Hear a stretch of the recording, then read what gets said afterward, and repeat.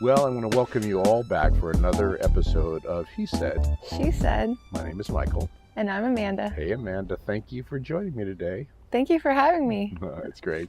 I've been wanting to talk to you. We know each other a bit, and we work a little bit together, and I'm always fascinated by different parts of your story. But He Said, She Said is a radio podcast about relationship issues. So I don't want to get too heavy, get too deeply into your particular relationship, but I would like to get a different perspective, as I have been all along, from different women about issues between men and women. And if you don't want to talk about something specifically that's happening in your particular relationship, you can always say, well, I have a friend who... Okay, so let's get started with some of the common things that we've talked about on He Said, She Said in the past. One of them is the 3 things that destroy a relationship. And they say that the number one thing is finance. Issues about money. Refusing to set a budget, I cannot stand it. I cannot stand it. So we want to talk about that, and maybe when we get through this particular episode, we could talk about the second thing, which is communication. Absolutely have zero communication in my relationship. Yeah, really. And then there are sexual issues. We may pass on that because a lot of times people are... I don't like to kiss and tell. Okay, all right. So let's start with financial issues as they affect relationships. You mentioned failing to set a budget. Does that mean that nobody knows how much money is in the budget and just spend? And I know how much money we have and how much can be saved and how far we could take that money to grow with it. Right. But my partner is not interested in setting a budget. I don't know if it's just like he feels like that's too grown up or what, but... So what happens when the money runs out? I mean, it's not an infinite amount. We just borrow money from each other until next paycheck. And it balances out? And it just... No, not really.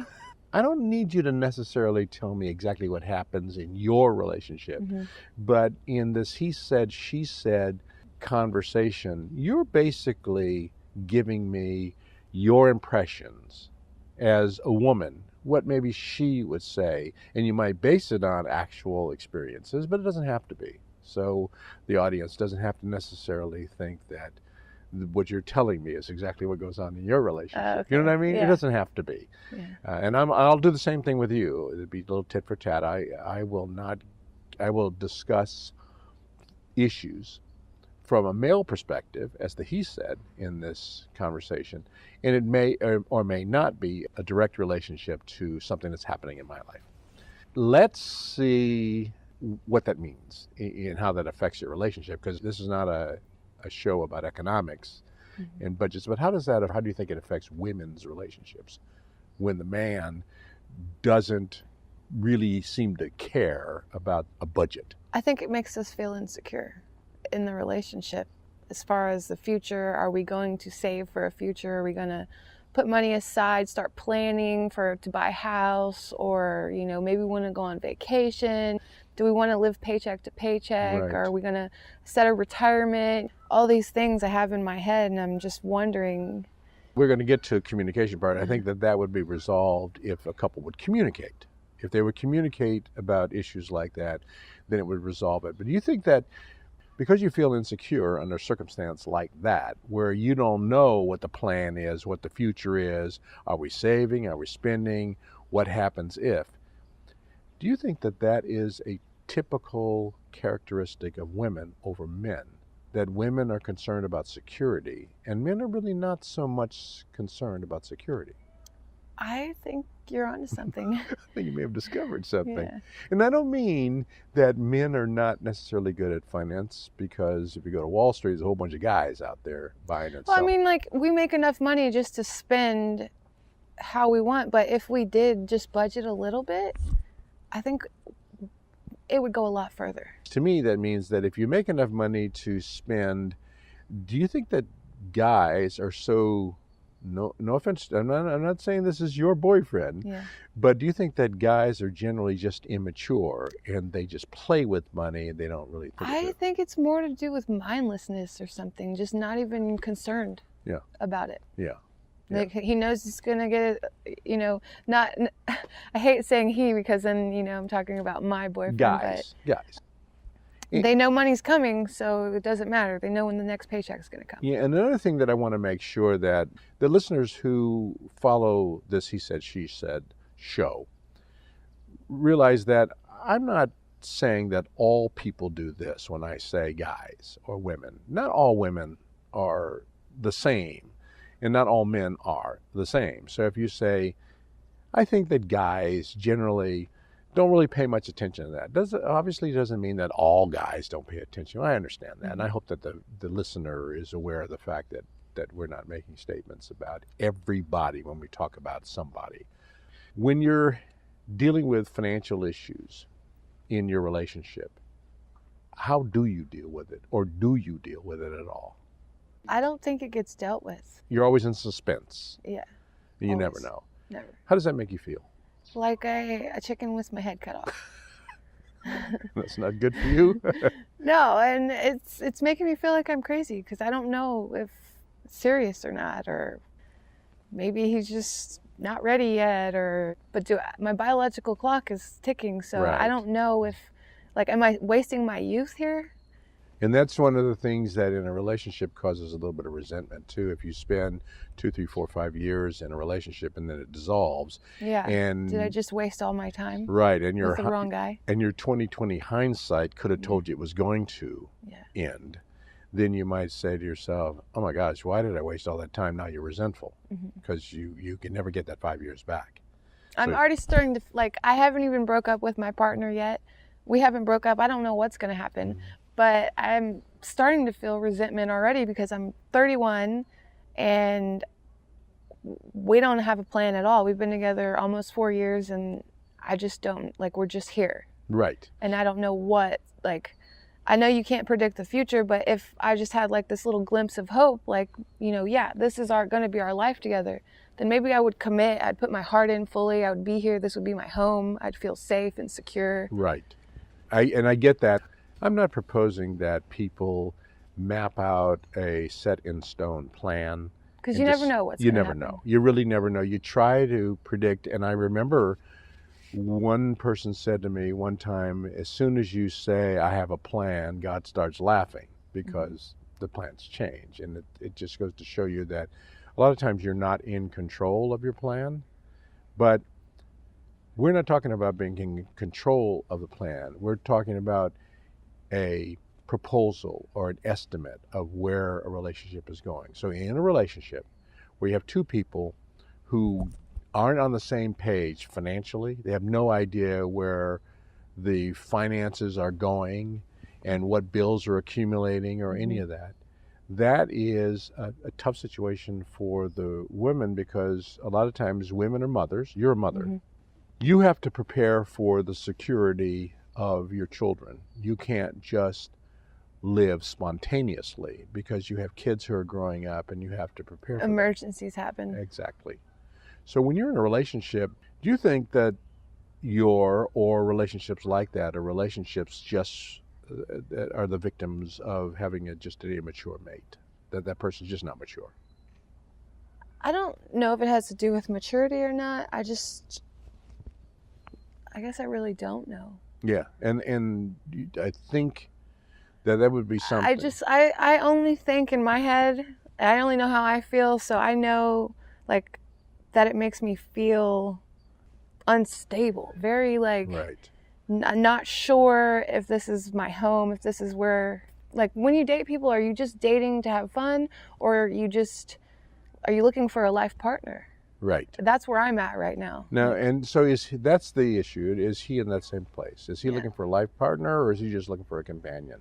Is he just going to be another one of my boyfriends? Right. Am I just another one of his girlfriends? Right. Yeah. I don't want to be another one of somebody's girlfriends. Okay, so let's use that as a kind of a transition to what we're going to talk about also, which was communication. My goal with He Said, She Said is to encourage communication about different issues. So we bring up these issues like the one we're talking about, and we're trying to figure out ways to get people to be willing and able to communicate to solve that problem. So my thought is, if you could sit down with him and say, here's how I feel. When we have enough money coming in, and we take that money and willy-nilly, randomly, mindlessly spend it. We go buy an Xbox. We nickel and dime ourselves. Yes, exactly. We like that nice set of tires, so we go out and I buy a cool set of tires that didn't really even need tires, just because they're cool, or something like that. Or I go out and I buy a new phone because the new phones are out. Or convenience store, waters, just those things. So that's real nickel and dime. Yeah, real nickel and diming. And it adds up. Yes. The funny thing about it is, if you sit down and talk with them and say, look, that stuff adds up. You may or may not see it, but I pay attention to things like that, and that stuff adds up. If we go for coffee every day for $4 or $5 a cup every day, it's $20 or $30 a day. That's $40 or $50 in 2 weeks. Yeah. $40 or $50 in 2 weeks. That's $100 a month for coffee. And you could buy a bag of coffee that'll last you a month for $8. Yeah.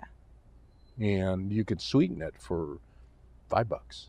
So for $12 for the month, you have coffee you can make at home, put in a stainless steel. You can go buy a stainless steel cup for $12. And with that money you save. With the $85 you just saved. Yeah. So that's the thing that women think about. And men who are conscious about money issues. Or maybe they're serious about their relationship. That's where I'm stuck. I'm not sure if he's serious or not, because I feel like if he was serious, maybe we would have a savings and we would have talked about a future after 4 years. Okay. We would have talked about getting a house, or if he wanted to have children. Yes. Do you have a joint account? Yes. Okay. Do you talk about that joint account? Do you control all the time? With a joint account, usually people put in whatever they agreed to put into the account, or whatever they have. In some cases, they don't have much, and they really don't contribute much to the joint account. But somebody monitors that, and then the person who monitors that has the headache of seeing what's really happening. So, do you monitor it, or does he monitor it? I monitor it more than he does. That's definitely for sure.